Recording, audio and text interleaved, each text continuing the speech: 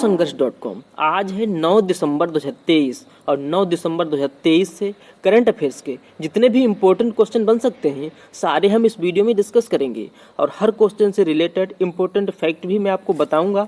तो आप इस वीडियो को पूरा लास्ट तक देखिएगा। लास्ट में मैं आपसे क्वेश्चन भी पूछूंगा, उसका आंसर आपको कमेंट बॉक्स में बताना है। अच्छा, जब आप वीडियो देखते हैं तब आप कोई रिएक्शन क्यों नहीं देते हैं? जब आप वीडियो को देखिए तो आप अगर अच्छा लग रहा है तब लाइक करिए, अच्छा नहीं लग रहा है तो आप उसे डिसलाइक कर दीजिए। आप अपनी प्रतिक्रिया जरूर दीजिए और आप कमेंट भी नहीं करते हो। मैं आपसे जो क्वेश्चन पूछता हूँ आप उसका आंसर नहीं बताते हैं।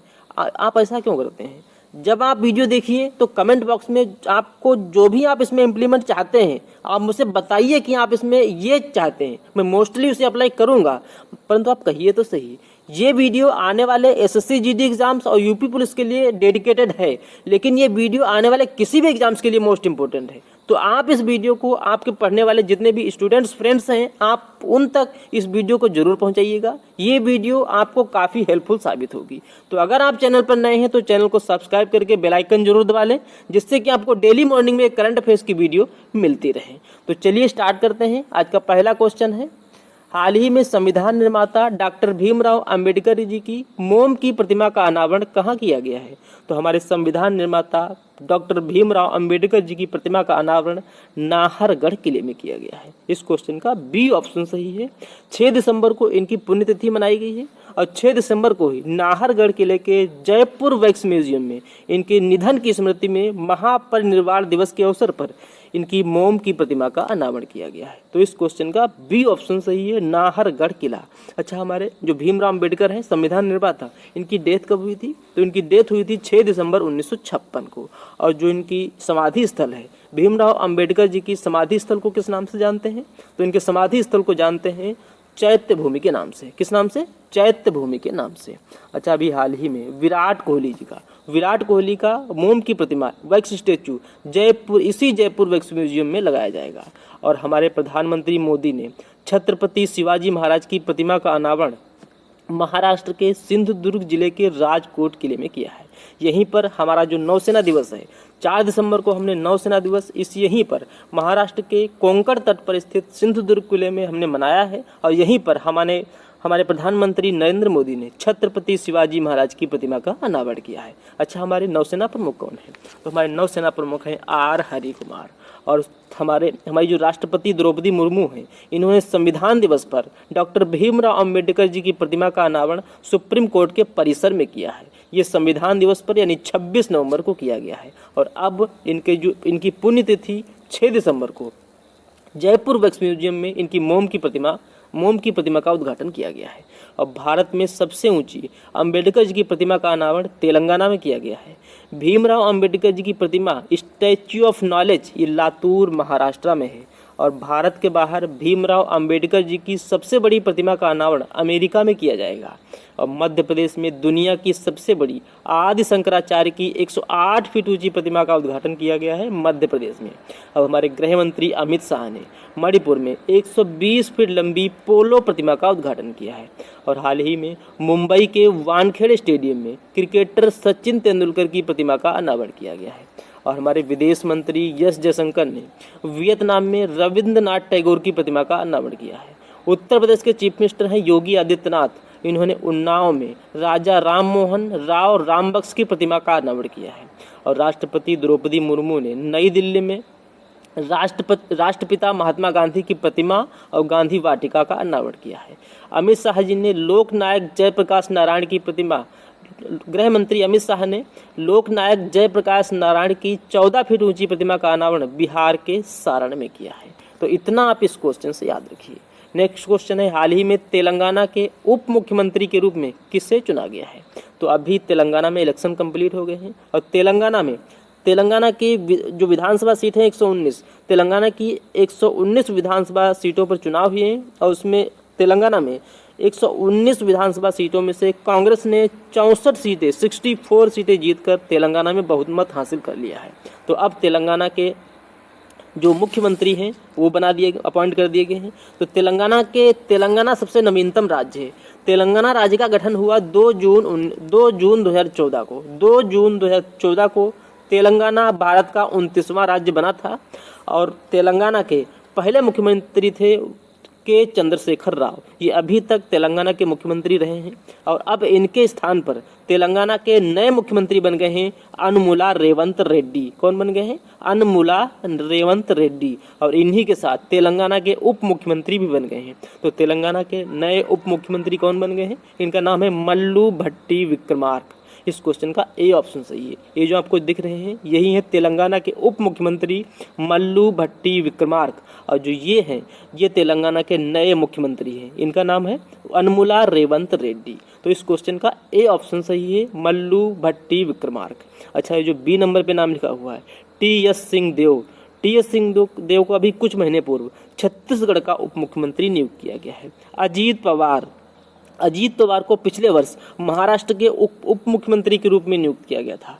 अजीत पवार वर्तमान में महाराष्ट्र के उप मुख्यमंत्री हैं और डी.के. शिव कुमार इनको कर्नाटक के उप मुख्यमंत्री के रूप में नियुक्त किया गया है। तो ये चारों उप मुख्यमंत्री हैं, आप इन चारों को याद रखिए। डी.के. शिव कुमार कर्नाटक के उप मुख्यमंत्री हैं, अजीत पवार महाराष्ट्र के उप मुख्यमंत्री हैं, टी.एस. सिंहदेव ये छत्तीसगढ़ के उप मुख्यमंत्री हैं और तेलंगाना के अब नए उप मुख्यमंत्री बन गए हैं मल्ली भट्टू विक्रमार्क। अच्छा, अभी उड़ीसा के नए गवर्नर बने हैं। उड़ीसा के नए गवर्नर बने हैं रघुवर दास। ये भैया कहाँ के मुख्यमंत्री हैं? तो एक झारखंड के पूर्व मुख्यमंत्री हैं। उड़ीसा के नए गवर्नर बने हैं रघुवर दास, ये झारखंड के पूर्व मुख्यमंत्री हैं और इनको वर्तमान में उड़ीसा का नया गवर्नर बना दिया गया है। त्रिपुरा के नए राज्यपाल बने हैं इंद्रसेना रेड्डी नल्लू और हाल ही में पिछले वर्ष हिमाचल प्रदेश के 15वें मुख्यमंत्री के रूप में शपथ ली है सुखविंदर सिंह सुक्खू ने। और यहाँ पहली बार कोई उप मुख्यमंत्री बना है, इनका नाम है मुकेश अग्निहोत्री, जो हिमाचल प्रदेश में बने हैं। और हाल ही में बिहार के नए राज्यपाल के रूप में फागू चौहान के स्थान पर राजेंद्र विश्वनाथ अर्लेकर ने शपथ ली है। तो बिहार के नए राज्यपाल बने हैं राजेंद्र विश्वनाथ अर्लेकर। और हाल ही में दिल्ली का नया उपराज्यपाल वी.के. सक्सेना को बनाया गया है। अच्छा, तेलंगाना सरकार ने रवि गुप्ता को अपना नया डीजीपी अपॉइंट किया है।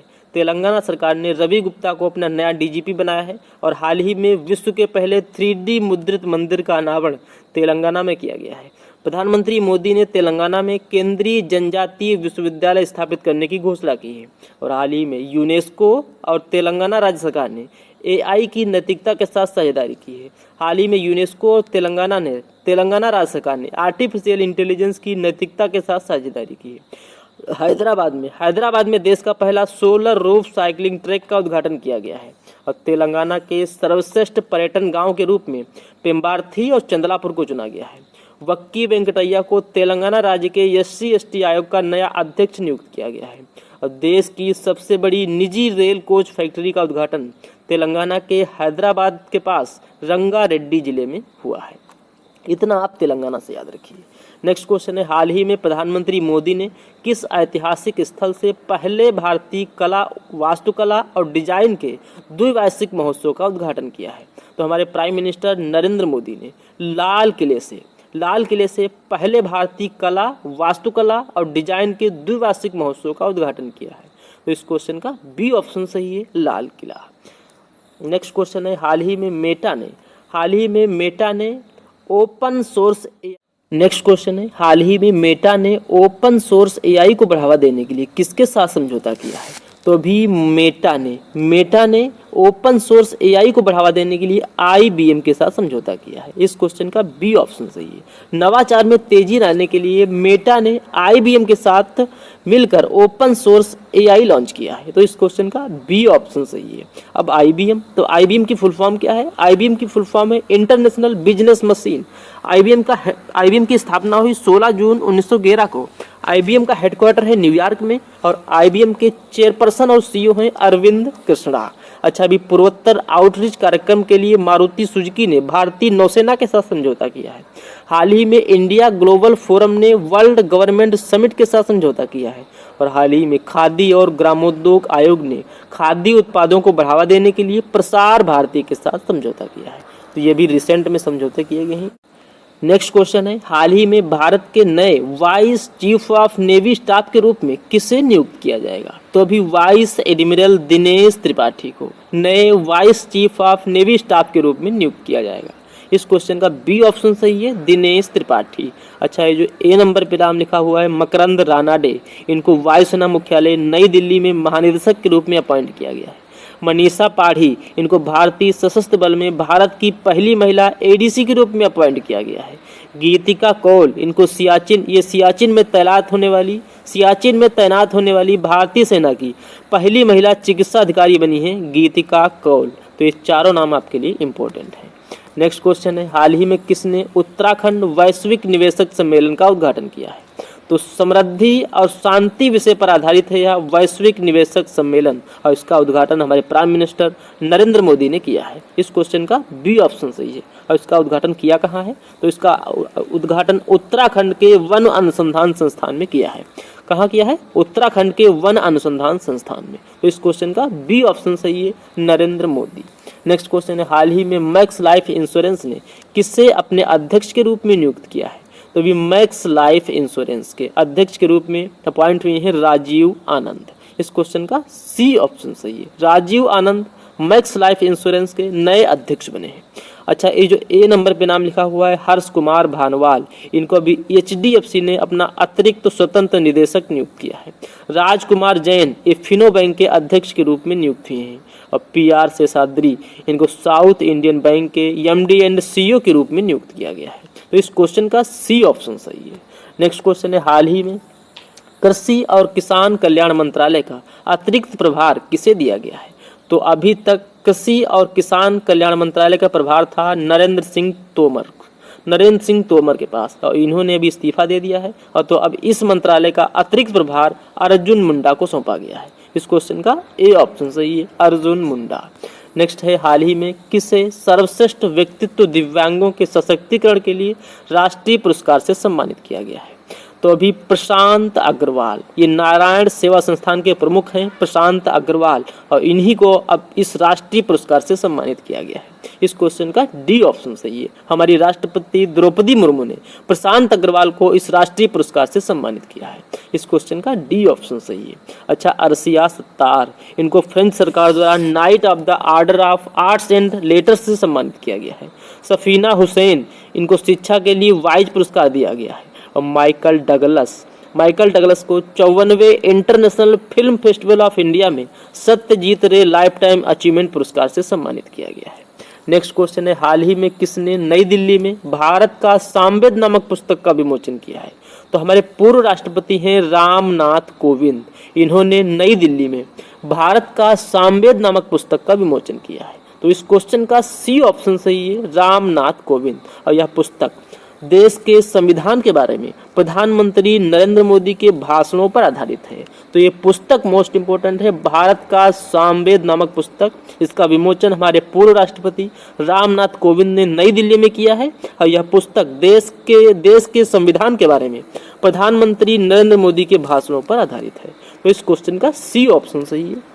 नेक्स्ट क्वेश्चन है, हाल ही में किसे जम्मू कश्मीर के लिए युवा मतदाता जागरूकता राजदूत नियुक्त किया गया है? तो अभी क्रिकेटर सुरेश रैना को जम्मू कश्मीर के लिए युवा मतदाता जागरूकता राजदूत नियुक्त किया गया है। इस क्वेश्चन का बी ऑप्शन सही है, क्रिकेटर सुरेश रैना। अच्छा, मैं अभी आपको इलेक्शन कमीशन ऑफ इंडिया के बारे में बताऊंगा, आप थोड़ा रुकिए। राजकुमार राव, इनको भारत निर्वाचन आयोग ने, इलेक्शन कमीशन ऑफ इंडिया ने, ये एक अभिनेता हैं और इनको अपना नेशनल आइकन अपॉइंट किया है। ये एक अभिनेता हैं। और सचिन तेंदुलकर, ये क्रिकेटर हैं, इनको अगस्त 2023 में इलेक्शन कमीशन ऑफ इंडिया ने अपना नेशनल आइकन अपॉइंट किया है। तो आप इन दोनों में अंतर याद रखिए। राजकुमार राव ये अभिनेता हैं और ये अभी रिसेंट में अपॉइंट हुए हैं इलेक्शन कमीशन ऑफ इंडिया के नेशनल आइकन। और ये सचिन तेंदुलकर ये क्रिकेटर हैं और अगस्त में इलेक्शन कमीशन ऑफ इंडिया ने नेशनल आइकन अपॉइंट किया था। तो ये दोनों इलेक्शन कमीशन ऑफ इंडिया के नेशनल आइकन हैं, लेकिन ये एक अभिनेता हैं और ये भारत के पूर्व क्रिकेटर हैं। इनको अभी रिसेंट में अपॉइंट किया गया है और इनको अपॉइंट किया गया था अगस्त में, ये आप याद रखिए। और कंचन देवी, इनको भारतीय वानिकी अनुसंधान शिक्षा परिषद का महानिदेशक अपॉइंट किया गया है। अब मैं आपको बताता हूँ इलेक्शन कमीशन ऑफ इंडिया के बारे में। ये क्वेश्चन आपसे पीटी एग्जाम 2023 में पूछा गया है। भारतीय निर्वाचन आयोग, इसकी स्थापना हुई 25 जनवरी 1950 को, इसलिए हम प्रतिवर्ष 25 जनवरी को राष्ट्रीय मतदाता दिवस के रूप में मनाते हैं। अच्छा, राष्ट्रीय मतदाता दिवस के रूप में 25 जनवरी को तो मनाते हैं, लेकिन कब से मना रहे हैं? तो ये हम मतदाता दिवस, राष्ट्रीय मतदाता दिवस के रूप में 2011 से मना रहे हैं। पहली बार हमने राष्ट्रीय मतदाता दिवस 2011 में मनाया। 2023 में राष्ट्रीय मतदाता दिवस की थीम क्या है? तो 2023 में राष्ट्रीय मतदाता दिवस की थीम है nothing like voting, I voting for sure. क्या है? Nothing like voting, I voting for sure. अच्छा, अभी इलेक्शन कमीशन ऑफ इंडिया ने उम्मीदवारों और चुनाव प्रबंधन के लिए चुनाव आयोग द्वारा एक सॉफ्टवेयर लॉन्च किया गया था, उसका नाम क्या है? मोस्ट इंपॉर्टेंट है। अभी 5 राज्यों में चुनाव हुए हैं, तो आने वाले जितने भी एग्जाम्स हैं हो सकता है आपसे क्वेश्चन पूछा जाए। तो हाल ही में उम्मीदवारों और चुनाव प्रबंधन के लिए चुनाव आयोग द्वारा एक सॉफ्टवेयर विकसित किया गया है, इसका नाम है इनकोर। क्या नाम है? इनकोर। अच्छा, भारत के पहले चुनाव आयुक्त कौन थे? यही क्वेश्चन आपसे पूछा गया है। तो स्वतंत्र भारत के प्रथम चुनाव आयुक्त थे सुकुमार सेन। इस क्वेश्चन का बी ऑप्शन सही था। अब भारत की पहली महिला मुख्य चुनाव आयुक्त कौन थी? भारत की पहली महिला मुख्य चुनाव आयुक्त थी वी.एस. रामा देवी। कौन है? वी.एस. रामा देवी भारत की पहली महिला मुख्य चुनाव आयुक्त थी। इनका नाम है वी.एस. रामा देवी। और वर्तमान में भारत के इलेक्शन कमीशन ऑफ इंडिया कौन है? तो वर्तमान में भारत के मुख्य चुनाव आयुक्त हैं राजीव कुमार। ये 25वें नंबर के हैं। अच्छा, भारत में चुनाव आयुक्त की नियुक्ति कौन करता है? तो भारत में चुनाव आयुक्तों की नियुक्ति करते हैं हमारे राष्ट्रपति। और भारत के चुनाव आयुक्त का कार्यकाल 6 वर्ष या 65 वर्ष की आयु तक होता है। अब भारत के किस संविधान में चुनाव आयोग की बात की गई है? तो भारतीय संविधान के अनुच्छेद 324 में चुनाव आयोग की बात की गई है। अच्छा, एक क्वेश्चन आपसे इलेक्शन कमीशन ऑफ इंडिया से मोस्ट इंपोर्टेंट है। अभी इलेक्शन कमीशन ऑफ इंडिया ने किस राज्य में मिशन 929 लॉन्च किया है? तो मतदाता प्रतिशत को बढ़ाने के लिए mission 929 election commission of India ने त्रिपुरा में लॉन्च किया है। कहाँ लॉन्च किया है? त्रिपुरा में लॉन्च किया है। ये आप याद रखिए। नेक्स्ट क्वेश्चन है, हाल ही में किस मंत्रालय ने मेरा गांव मेरी धरोहर प्रोजेक्ट शुरू किया है? तो अभी संस्कृति मंत्रालय ने गांव का मानचित्रण और दस्तावेजीकरण करने के लिए मेरा गांव मेरी धरोहर प्रोजेक्ट शुरू किया है। इस क्वेश्चन का डी ऑप्शन सही है, संस्कृति मंत्रालय। नेक्स्ट क्वेश्चन है, हाल ही में कौन सा देश चीन के बॉर्डर रोड इनिशिएटिव से अलग हुआ है? तो अभी इटली चाइना का प्रोजेक्ट है बॉर्डर रोड इनिशिएटिव, इससे अलग हो गया है। इस क्वेश्चन का बी ऑप्शन सही था। अभी कुछ दिन पूर्व फिलीपींस भी चीन के बॉर्डर रोड इनिशिएटिव से अलग हुआ था, और अब इटली भी चीन के इस प्रोजेक्ट बॉर्डर रोड इनिशिएटिव से अलग हो गया है। तो इस क्वेश्चन का बी ऑप्शन सही है, इटली। अब इटली की बात है तो इटली की कैपिटल है रोम, इटली की करेंसी है यूरो, और इटली के प्राइम मिनिस्टर हैं जॉर्जियो मेलानी। कौन है? Giorgio Melanie. नेक्स्ट क्वेश्चन है, हाल ही में किस राज्य सरकार ने मुख्यमंत्री फेलोशिप कार्यक्रम शुरू किया है? तो भी उत्तर प्रदेश सरकार ने मुख्यमंत्री फेलोशिप कार्यक्रम शुरू किया है। इसका उद्देश्य युवा नागरिकों को शहरी विकास योजना और निगरानी कार्यों में योगदान करने में सक्षम बनाना है। तो इस क्वेश्चन का ए ऑप्शन सही है। अब उत्तर प्रदेश की बात है तो उत्तर प्रदेश की कैपिटल है लखनऊ, उत्तर प्रदेश के चीफ मिनिस्टर हैं योगी आदित्यनाथ, और उत्तर प्रदेश की गवर्नर हैं आनंदीबेन पटेल। अच्छा, अभी उत्तर प्रदेश के फिरोजाबाद शहर का नाम बदलकर चंद्रनगर किया गया है। फिरोजाबाद कांच के प्रोडक्ट के लिए बहुत फेमस है। और हाल ही में उत्तर प्रदेश राज्य सरकार ने भारत के पहले दूरसंचार उत्कृष्टता केंद्र की घोषणा की है। और हाल ही में उत्तर प्रदेश सरकार ने IIT रुड़की में भारत का पहला दूरसंचार उत्कृष्टता केंद्र स्थापित करने की घोषणा की है। और हाल ही में 25 नवंबर को उत्तर प्रदेश ने नो नॉनवेज डे घोषित किया है। और हाल ही में भाषा विज्ञान विषय में गोल्ड मेडल से सम्मानित किया गया है रेखा शर्मा को। ये उत्तर प्रदेश की गवर्नर आनंदीबेन पटेल द्वारा इनको सम्मानित किया गया है। और हाल ही में केंद्रीय मंत्री हरदीप सिंह पुरी ने वाराणसी में CNG स्टेशन का उद्घाटन किया गया है। और हाल ही में Chhatrapati Shivaji Maharaj university CSJMU university को NAAC द्वारा A++ ग्रेडिंग उपलब्धि हासिल की है छत्रपति शिवाजी महाराज यूनिवर्सिटी ने। नेक्स्ट क्वेश्चन है, हाल ही में किस राज्य की लाकाडोंग हल्दी को GI टैग मिला है? तो लाकाडोंग हल्दी ये मेघालय की है और इसे भी GI टैग दिया गया है। तो इस क्वेश्चन का बी ऑप्शन सही है, मेघालय की लाकाडोंग हल्दी को GI टैग दिया गया है। अब मेघालय की बात है तो मेघालय की कैपिटल है शिलोंग, मेघालय के चीफ मिनिस्टर हैं कोनराड संगमा और मेघालय के गवर्नर हैं फागू चौहान। कौन है? फागू चौहान। अच्छा, अभी मेघालय के चीफ मिनिस्टर कोनराड संगमा ने जल संरक्षण जागरूकता के लिए मेघालय वाटर स्मार्ट किड अभियान शुरू किया है। और मेघालय के कोंगथांग गांव को सर्वश्रेष्ठ पर्यटन गांव 2023 पुरस्कार मिला है। और मेघालय के मुख्यमंत्री ने सीएम एलिवेट कार्यक्रम की शुरुआत की है। और हाल ही में प्रधानमंत्री मोदी ने ग्रीस की यात्रा के दौरान ग्रीस की प्रधानमंत्री की पत्नी को मेघालय की शॉल भेंट की थी, मैंने आपको बताया था। और एशियन डेवलपमेंट बैंक ने मेघालय में बाल विकास योजना के लिए $4.05 करोड़ का ऋण देने की घोषणा की है। अब मेघालय के मुख्यमंत्री ने मुख्यमंत्री सौर मिशन शुरू किया है। अब आपके लिए लास्ट वीडियो के क्वेश्चन का आंसर। लास्ट वीडियो में मैंने आपसे क्वेश्चन पूछा था, हाल ही में किस राज्य सरकार ने रवि गुप्ता को अपना नया डीजीपी अपॉइंट किया है? तो इस क्वेश्चन का सी ऑप्शन सही था, तेलंगाना। अब आपके लिए आज का क्वेश्चन है, हाल ही में किस राज्य का गरबा नृत्य अमूर्त सांस्कृतिक विरासत सूची में शामिल हुआ है? 4 ऑप्शन दिए गए हैं, आपको अपना आंसर कमेंट बॉक्स में बताना है। तो ये था आज का हमारा करंट अफेयर्स का वीडियो। आपको ये वीडियो कैसा लगा प्लीज कमेंट बॉक्स में जरूर बताना। और अभी तक भी आपने हमारे इस चैनल को सब्सक्राइब नहीं किया है तो प्लीज आप इसे जरूर सब्सक्राइब कर लें, निश्चित ही आपको इस चैनल से काफी हेल्प मिलेगी। तो आप इस वीडियो में जो मैंने आपसे क्वेश्चन पूछा है और जो भी आप इस वीडियो में इम्प्लीमेंट चाहते हैं आप मुझे कमेंट करके जरूर बताइएगा। तो चलिए मिलते हैं नेक्स्ट वीडियो में, तब तक के लिए जय हिंद, जय भारत।